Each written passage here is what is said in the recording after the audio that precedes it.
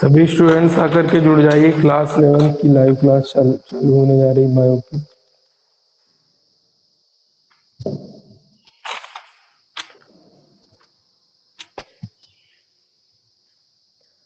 सभी स्टूडेंट्स आकर के जुड़ जाइए आके। आज जो है हम लोग फंजाई जो है हमारी कवक, उसका अगला पार्ट है हमारा तीसरा। उस तीसरे पार्ट को आज हम लोग पढ़ेंगे। तो कुछ बातें हम लोगों ने पढ़ ली थी कि कवक की जो कोशिका भित्ति होती है वो बताई थी किसकी पाई जाती थी। बताया था कि कवक की कोशिका भित्ति काइटिन और पॉलीसेकेराइड की बनी होती है। काइटिन जो है होमोपॉलीमर होता है किसका, एन एसिटिल ग्लूकोसामिन का। और इसी तरह आपको बताया था कि जो हमारा ग्लाइकोजन के रूप में भोजन को स्टोर करता है कौन, फंजाई। तो आज की क्लास में हम लोगों को पढ़ना है रिप्रोडक्शन। फंजाई जो है जनन कैसे करते हैं। तो आज की हेडिंग रहेगी रिप्रोडक्शन, जनन। जो फंजाई होते हैं वो जनन कैसे करते हैं। तो जनन बताया था तीन तरीके से होता है। एक होता है कायिक जनन। कायिक जनन का मतलब होता है शरीर की कोई कोशिका से जो है नया जीव बन जाए तो उसे कहेंगे कायिक जनन। दूसरा होता है एसेक्सुअल, अलैंगिक जनन। तीसरा होता है हमारा सेक्सुअल, जिसे कहते हैं हम लोग लैंगिक जनन। तो हम इन तीनों विधियों के केवल यहाँ पर नाम पढ़ेंगे और जो इसका पार्ट है वो आगे वाले आने वाली वीडियो के अंदर पढ़ेंगे। तो जो हमारा कवक होता है, कवक के अंदर जो जनन होता है वो तीन तरीके से होता है। एक होता है हमारा कायिक जनन, दूसरा होता है हमारा अलैंगिक जनन, अलैंगिक जनन। तीसरा होता है हमारा लैंगिक जनन, लैंगिक जनन। कायिक जनन को हम लोग बोलते हैं वेजिटेटिव, वेजिटेटिव रिप्रोडक्शन। अलैंगिक जनन को बोलते हैं हम लोग एसेक्सुअल रिप्रोडक्शन। लैंगिक जनन को बोलते हैं हम लोग सेक्सुअल रिप्रोडक्शन। जो हमारा कायिक जनन होता है वो तीन विधियों के द्वारा होता है। एक विखंडन की विधि होती है, दूसरी होती है खंडन और तीसरी होती है हमारी मुकुलन। तो कायिक जनन जो है तीन प्रकार से होता है। एक होता है विखंडन विधि द्वारा, दूसरा होता है खंडन विधि द्वारा और तीसरा मुकुलन के द्वारा। तो लिख लेंगे, तीनों के नाम लिख लेंगे सीधे सीधे। विखंडन द्वारा, खंडन द्वारा और तीसरी बात क्या जानेंगे, मुकुलन द्वारा। विखंडन को बोलते हैं फ्रेगमेंटेशन, खंडन को बोलते हैं फिजन और हमारा जो मुकुलन होता है उसे बोलते हैं हम लोग बडिंग।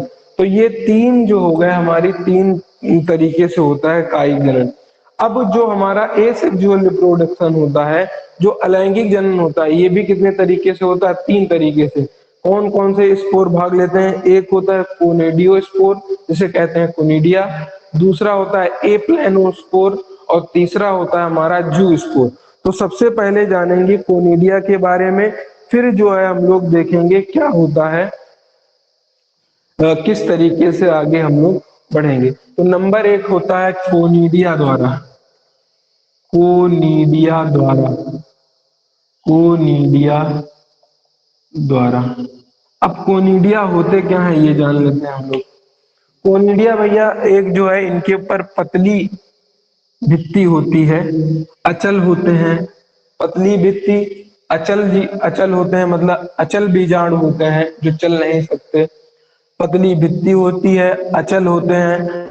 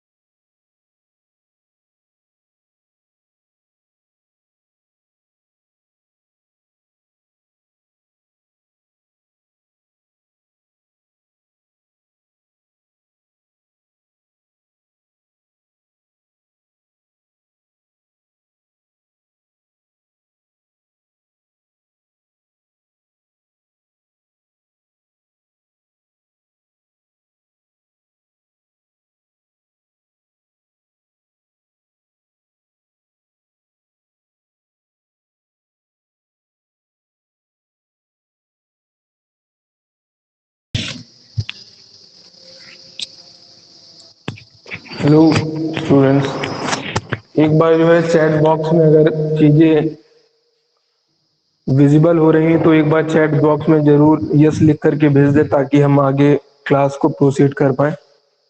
ऑडियो विजिबल जो है चीजें क्लियर होंगी, आपको दिखाई और सुनाई अगर आपको अच्छे से पढ़ रहा हो तो जरूर एक बार चैट बॉक्स में लिख करके भेज दीजिए। टेक्निकल इशू होने के कारण क्लास रुक गई थी आपकी। अगर आपको दिखाई और सुनाई पड़ रहा हो तो चैट बॉक्स में यस लिख करके भेज दें जल्दी से।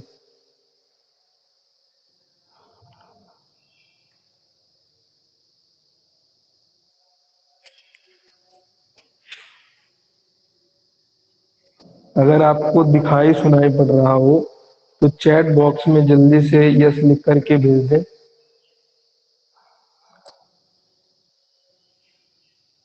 दिखाई सुनाई पड़ रहा हो आपको तो चैट बॉक्स में यस लिख करके भेज दें तो क्लास आगे प्रोसीड की जाए। सर्वर डाउन होने के कारण रुक गई थी, ठीक है। हाँ, तो आपको दिखाई पड़ रहा है। चलिए आगे बढ़ रहे हैं। हम लोग कहाँ पर बात कर रहे थे, एक बार फिर से सुन लीजिए। हम लोगों ने स्टार्ट की थी हेडिंग जनन, और जनन के अंदर पढ़ना स्टार्ट किया था। कहा था कि जो फंजाई होते हैं, कवक होते हैं, वो 3 प्रकार से जनन करते हैं। कौन कौन से? कायिक जनन, अलैंगिक जनन और लैंगिक जनन। केवल और केवल यहाँ पर हम लोग विधियों के नाम पढ़ रहे हैं। तो बताया था कायिक जनन 3 प्रकार से होता है, विखंडन विधि द्वारा, खंडन विधि द्वारा, मुकुलन के द्वारा। सीधे सीधे नाम याद कर लीजिए। फिर बताया था कि जो अलैंगिक जनन होता है वो भी 3 तरीकों से। कौन कौन सी? कोनिडियो स्पोर, एप्लैनो स्पोर, और तीसरा बताया था जू स्पोर। और कोनिडिया होते क्या है? कोनिडिया एक पतली भित्ति वाले अचल बीजाणु है। क्या है? पतली भित्ति वाले अचल बीजाणु है, जो जो क्या होते हैं, कोनिडियो स्पोर नामक विशिष्ट हाइब्रिड से उत्पन्न होते हैं। जो कोनिडियो स्पोर नामक विशिष्ट हाइफी से उत्पन्न होते हैं। यहां पर आपको लिखना है कोनिडिया, कोनिडिया पतली भित्ति, पतली भित्ति व पतली भित्ति वाले अचल बीजाणु है, अचल बीजाणु है, जो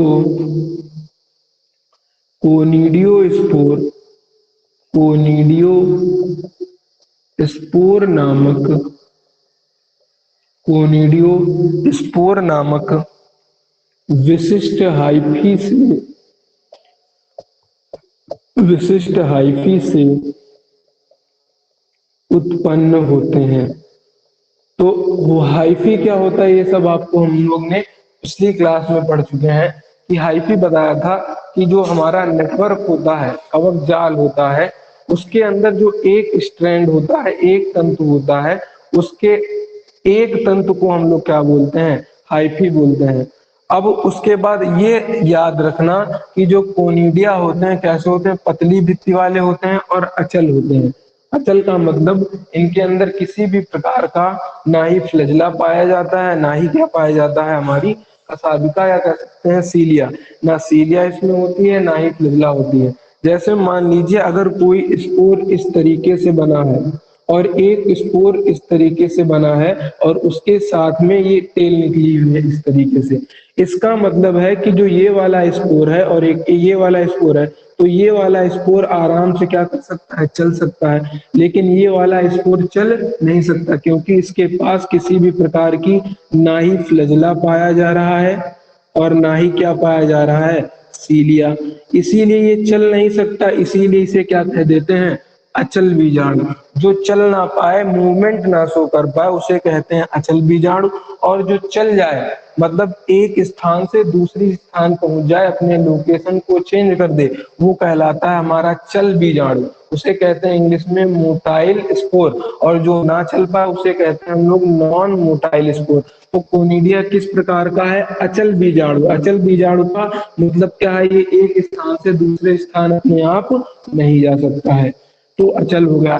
दूसरी एक बात ये और याद रखना है कि ये बाह्य जनन होता है। कहने का मतलब है कि जो कोनिडिया स्पोर है ये फंजाई के शरीर के बाहर उत्पन्न होता है।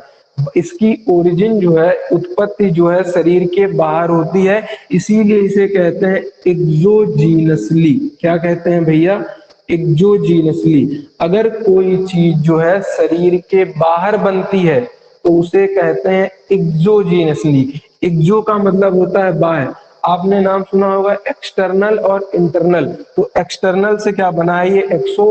और जीनसली, जीनस का मतलब होता है ओरिजिन से लिया गया है। तो एक्सोजीनसली का मतलब होता है ये बाहर बनते हैं, फंजाई के शरीर के बाहर। अगर कहीं पर इंडोजीनसली लिखा है तो वो क्या बनते हैं? शरीर के अंदर। तो ये कोनिडिया के बारे में बस इतना ही जानना था। दूसरा है हमारा ए प्लानोस्पोर। क्या नाम है? ए प्लानोस्पोर द्वारा। नंबर 1 हो गया कोनिडिया द्वारा, नंबर 2 हो गया ए प्लानोस्पोर द्वारा। ए प्लानोस्पोर में याद रखेंगे, ए प्लानोस्पोर, ए प्लानोस्पोर पतली भित्ति, पतली भित्ति, ये हमारा कैसा था? अचल था। और ये अचल था, ये भी कैसा होगा? पतली भित्ति वाले अचल बीजाणु है, अचल बीजाणु है,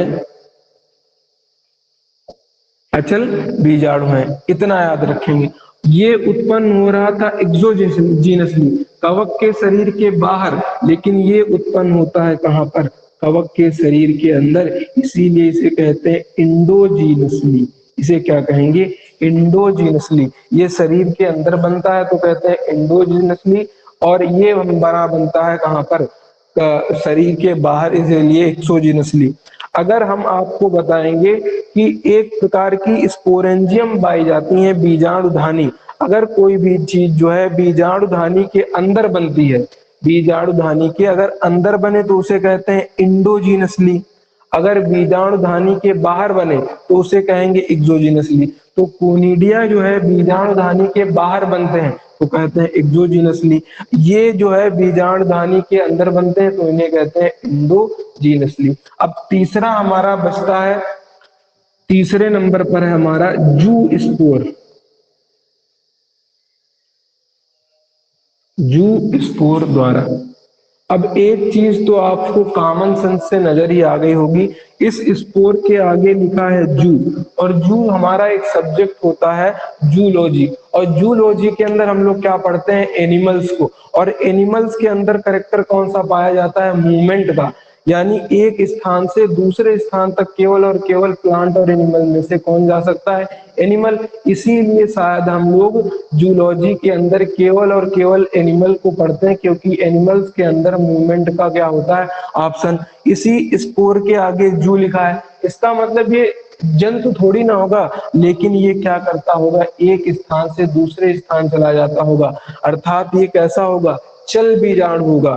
कह सकते हैं कि जू स्पोर पतली भित्ति, पतली भित्ति वाले चल बीजाणु है। चल बीजाणु का मतलब क्या है? कि ये एक स्थान से दूसरे स्थान अंदर क्या पाया?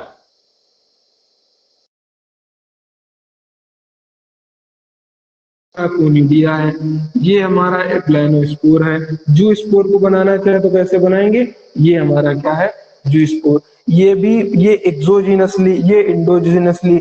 अगर कोई जू यानी हमारा जू स्पोर बन रहा है जो चल फिर सकता है, तो वो कहाँ बनना होगा? शरीर के अंदर की बाहर?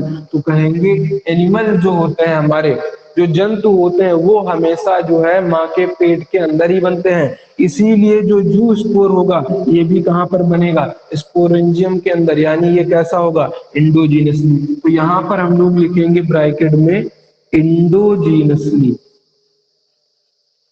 तो ये बात आपको तीनों पॉइंट्स क्या होंगे? क्लियर होंगे। जिस तरीके से बोर्ड पर लिखा है इसी तरीके से आप अपनी कॉपी में लिख लेंगे। अगर चीजें समझ में आ रही होंगी तो अपने चैट बॉक्स में जो है जल्दी से यस लिख करके भेजें। फिर आगे से हम लोग बढ़े सेक्सुअल रिप्रोडक्शन के अंदर। बस एक एक दो दो बातें याद रखनी है। पतली भित्ति सबने होगी, ये अचल होगा, ये भी अचल होगा और ये चल होगा। ये जो है कोनिडियोस्पोर पर उगता है। बाहर निकलता है एक्सोजिनसली, ये दोनों अंदर उगते हैं तो एंडोजिनसली। अगर चीजें समझ में आ रही हैं तो यस लिख करके चैट बॉक्स में लिखिए जल्दी से। फिर आगे बढ़ते हैं हम लोग लैंगिक जनन के अंदर, सेक्सुअल रिप्रोडक्शन के अंदर हम लोग चलते हैं।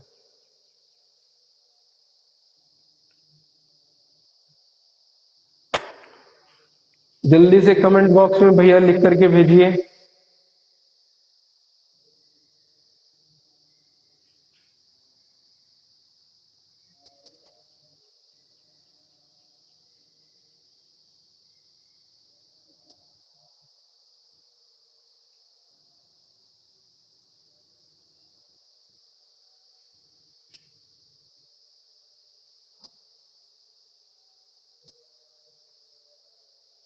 ये आप जितना भी लिखा है इसको अपनी फेयर कॉपी में लिख दीजिएगा।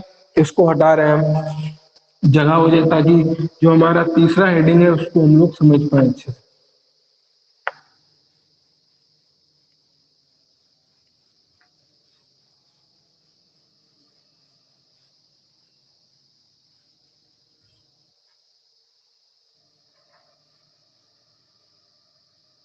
अगली हेडिंग है हमारी सेक्सुअल रिप्रोडक्शन, यानी लैंगिक जनन।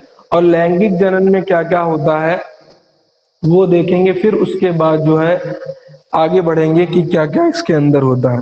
तो याद रखिएगा, तीन तरीके हमने देखे थे कायिक जनन में, तीन तरीके देखे थे हमने अलैंगिक जनन में, और तीन तरीकों से ही होता है इसके अंदर क्या, लैंगिक जनन। तो किसके किसके द्वारा होता है, इस लैंगिक जनन को जो है हम लोग बीच में लिखे ले रहे हैं। आप अपनी जो है साइड में ही लिखिएगा कॉपी के अंदर, हम लोग यहाँ पर बीच में लिखे ले रहे हैं। तीसरे नंबर की हेडिंग है हमारी लैंगिक जनन, सेक्सुअल रिप्रोडक्शन, सेक्सुअल रिप्रोडक्शन, लैंगिक जनन। तो जो लैंगिक जनन होता है वो कवक के अंदर लैंगिक जनन तीन प्रकार के स्पोर द्वारा होता है। तीनों स्पोर के नाम रखेंगे तो लिखेंगे कवक के अंदर लैंगिक जनन, लैंगिक जनन तीन प्रकार के बीजाणु, और बीजाणु को ही इंग्लिश में कहते हैं स्पोर, द्वारा होता है, स्पोर द्वारा होता है। तीन प्रकार के स्पोर द्वारा होता है। कौन कौन से हैं, तीनों के नाम लिखेंगे। ऊ स्पोर, हिंदी में इसको ऊ स्पोर ही कहते हैं। नंबर 2 होता है बेसिडियो स्पोर। नंबर 3 पर होता है हमारा एस्को स्पोर, एस्को स्पोर। कौन कौन से स्पोर होते हैं, तीन स्पोर होते हैं, ऊ स्पोर, बेसिडियो स्पोर और एस्को स्पोर। अब जो हमारा लैंगिक जनन होता है, ये लैंगिक जनन जो है जिस जिस स्ट्रक्चर के अंदर बनते हैं, जो ये स्पोर जिन संरचनाओं के अंदर बनते हैं, उन संरचना को हम लोग कहते हैं फ्रूटिंग बॉडी। तो इसी के आगे लिख लेंगे, यह बीजाणु जिन संरचना या जिन संरचनाओं में निर्मित होते हैं, निर्मित होते हैं उसे फ्रूटिंग बॉडी, फ्रूटिंग बॉडी कहते हैं। चलिए, उसे क्या कहते हैं, फ्रूटिंग बॉडी कहते हैं। अब जो लैंगिक जनन है, लैंगिक जनन के जो है तीन चरण होते हैं। तो हम लोग लिखेंगे कवक के लैंगिक जनन के, लैंगिक जनन के तीन चरण होते हैं। तीनों चरण के नाम लिखेंगे। नंबर 1 पर होता है प्लाज्मोगैमी, हिंदी में भी भैया यही कहते हैं। नंबर 2 पर होता है हमारा कैरियोगैमी। नंबर 1 होता है हमारा प्लाज्मोगैमी, नंबर 2 होता है कैरियोगैमी, और नंबर 3 पर होता है हमारा मियोसिस। अब प्लाज्मोगैमी, कैरियोगैमी और ये जो मियोसिस है, ये जो तीन हमारे चरण हैं, ये चरण है क्या, इनके बारे में पढ़ेंगे हम लोग। तो साइटोप्लाज्म का मतलब होता है कोशिका द्रव। और कोशिका द्रव जब किसी भी दो सेल्स का कोशिका द्रव, उसके अंदर का साइटोप्लाज्म आपस में फ्यूज हो, आपस में जुड़े, तो उसे कहेंगे प्लाज्म। शब्द लिया गया है किससे, साइटोप्लाज्म से। किससे, साइटोप्लाज्म से, कोशिका द्रव से।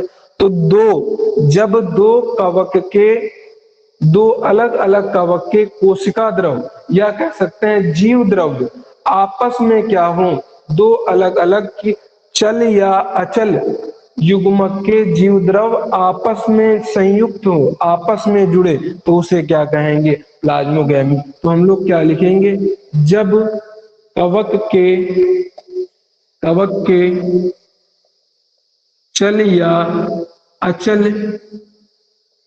युग्मकों के जीव द्रव्य आपस में संयुक्त हों, बस इतना ही लिखेंगे। आपस में क्या हो जाए, संयुक्त हो जाए, जुड़ जाए, तो उसे क्या कहेंगे, प्लाज्मोगैमी। अब दूसरा शब्द है, दूसरी हेडिंग क्या है, कैरियोगैमी। कैरियो शब्द का मतलब होता है केंद्रक, न्यूक्लियस। जब आपको सेल डिवीजन पढ़ाया जाएगा तो वहां पर पढ़ाया जाएगा कैरियोकाइनेसिस, तो वहां पर बताया जाएगा कैरियो का मतलब होता है केंद्रक यानी न्यूक्लियस। जैसे आपको प्रोकैरियोटिक, यूकैरियोटिक पढ़ाया गया होगा, अगर आपको पिछली क्लास में 10th में या 9th में पढ़े होंगे, तो वहां पर कैरियोटिक शब्द निकलता है किसमें, प्रोकैरियोटिक में कैरियोटिक शब्द और यूकैरियोटिक में कैरियोटिक शब्द। और यहाँ पर भी आ रहा है कैरियोगैमी। इसका मतलब प्रोकैरियोटिक की परिभाषा में कहते थे जिसमें अर्ध प्रकार का केंद्रक हो, यूकैरियोटिक में कहते थे जिसमें विकसित प्रकार का केंद्रक हो।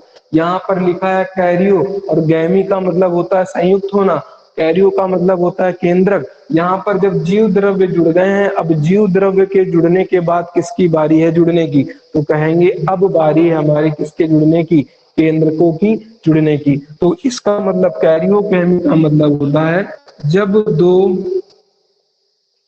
अलग अलग केंद्रक संयुक्त हो, केंद्रक क्या हो जाए, जुड़े, संयुक्त, जब केंद्रक क्या हो जाए हमारे, जुड़ जाए।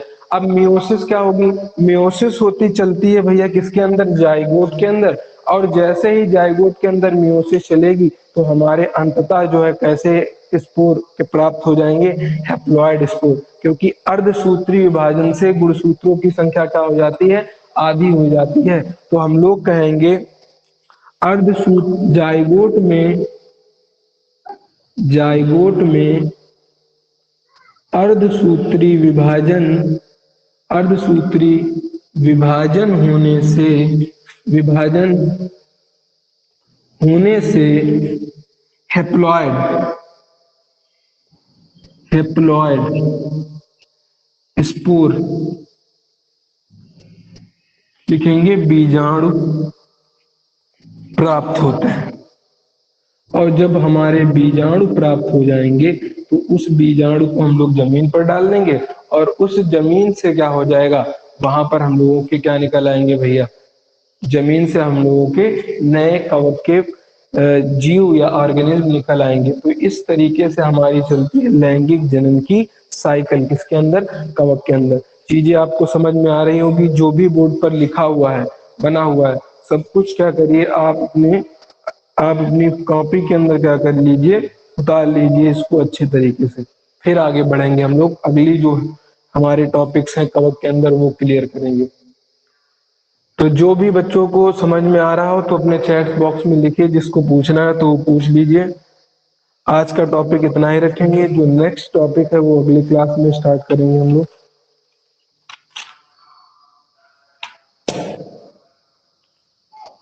जिसको पूछना है पूछ लीजिए, अगर चीजें समझ में आ रही हैं तो कमेंट बॉक्स में यस लिखिए।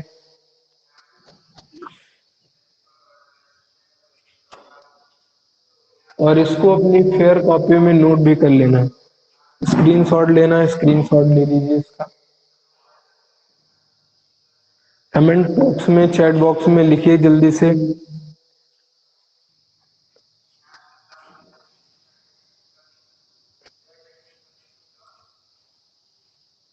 चैट बॉक्स में लिख करके भेजिए, कोई एक्टिव ही नहीं है।